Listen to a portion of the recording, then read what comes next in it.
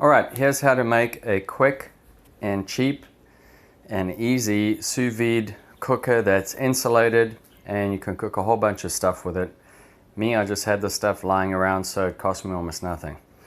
Anyway, first thing you need is good old-fashioned polystyrene doomadingle cooler, and obviously your bullet style sous vide cooker. So all I did was I had this lying around. This is a water test kit. I'm a home inspector, so I had this water test kit lying around that I'm never going to use. This is what they send it to you in. So basically all you have to do is find a way to mount the sous vide cooker, and then obviously look after the meat or whatever you're putting in there. So I have the Kitchen Boss, which completely luckily, if you take the little rubber grommet off here, you just keep unscrewing it till this little rubber thing comes off. You've got a nice big gap here, and luckily for me it fits straight over this outside. But because I wanted these racks a little bit lower, I cut that out so that you put the mount on. Like I said, lucky. Fits perfectly. Maybe yours is big enough where you don't have to do this. Hold on, let me put this on. Okay, so the mount goes on there, and then the sous vide cooker just slides right in there. And then of course, if you've cooked sous vide for a long time, I was doing pork ribs, and man, 16 hours at 163, they're just amazing. But the water keeps evaporating, and then this thing gives you an error that, you know, you're low on water. So I cut the lid out, and all you need is a serrated knife, and bang. So that's not going to evaporate the water. Plus it's watertight. It's not going to be noisy. It's going to use very little energy because it's all insulated. Polystyrene is a really good insulator. Obviously, that's why they use it. And next step is to hold the meat in place.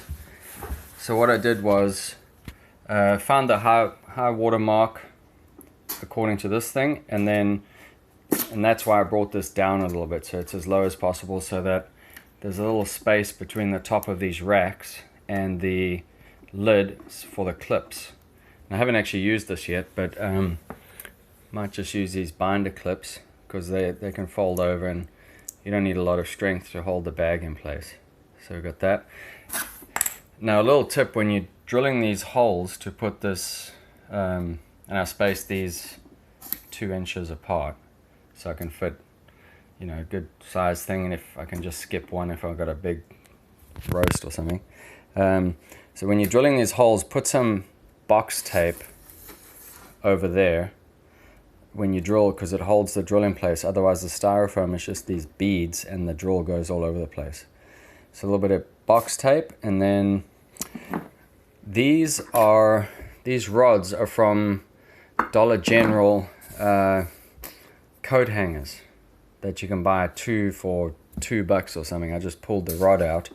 It just happened, like I said, it happened to be the perfect size. So, you know, find whatever works for you. Maybe you got something else you can use. And then I used this epoxy glass sealant because that's what I had lying around. It's not like the food's going to be in contact with it, but you know, silicone can handle a high temperature. It's waterproof, and I mean, a lot of stuff you use to eat is made out of it. So, and this thing is a 5-gallon, and the dimensions are, oh shoot, I forgot. What was it? Yeah, 1 foot. No, that's not 1 foot.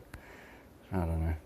Anyway, it's a 5-gallon interior size polystyrene thing. It probably costs $5 at wherever.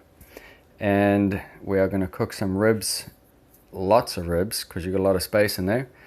And there you go. Cheap and easy sous vide cooker.